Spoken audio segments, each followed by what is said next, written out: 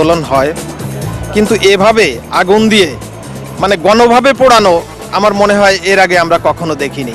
এভাবে যে সাধারণ মানুষকে জীবন দিতে হচ্ছে, আমরা জানি যে গণতান্ত্রিক আন্দোলনে নূর হোসেন জীবন দিয়েছিল, তার কথা আমরা মনে করি। তারপরে ডক্টর মিলন জীবন দিয়েছিল, তার কথা আমরা মনে করি। কিন্তু এই যে সাধারণ মানুষ যে মারা যাচ্ছে, এর কি কারুর কথা মনে করা হবে? আমার মনে হয় না যে এর ভিতর কাউকেই আমরা মনে রাখবো। তা সেই কারণেই আমরা বলতেছিলাম যে বাংলাদেশে একটা সুস্থ রাজনৈতিক ধারা আসা উচিত। জনগণ যে ধ্বংস হচ্ছে, জনগণের একটা লোক চলে যাচ্ছে, আগুনে তার পরিবার ধ্বংস হয়ে যাচ্ছে, সেদিকে আমরা লক্ষ্য করলে আমি দোষারোপ করবো বিশেষ করে বুদ্ধিজীবীদেরকে। ওনারা টিভিতে যে টকশো করে, কিন্তু বাস্তবের সাথে কোনো মিল নাই। বাস্তবে মিল করতে আইনের প্রয়োগ করতে হবে।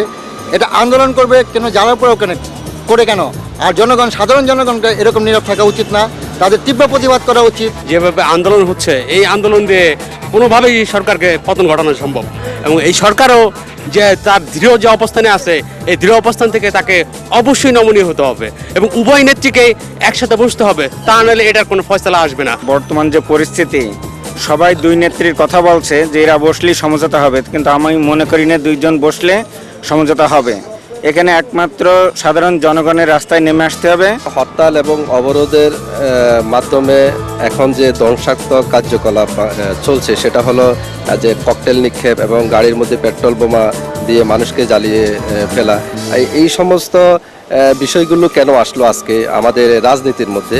আসার একমাত্র উদ্দেশ্য হচ্ছে যে আমাদের হিংসি রাজনীতির মধ্যে সবাই কঠোর অবস্থানে আছেন, সবাই মানে কেউ কাউকে ছাড় দিতে রাজি নয়। আমাদের দেশে যেসব গাড়িতে আগুন দেওয়া হচ্ছে, রেল লাইনের যে স্প্লিট তোলা হচ্ছে, এতে আমাদের দেশের মানুষেরই কিন্তু ক্ষতি হচ্ছে। আমরা যারা জনগণ, আমরা চাই যেন সুষ্ঠু একটি সমাধানের মাধ্যমে এই সমস্যা চিরে নিরসন হয়। সবারই ক্ষমতার লোভ, ঠিক আছে, যার কারণে মানে জনগণের কথা কেউই ওইভাবে চিন্তা করে না।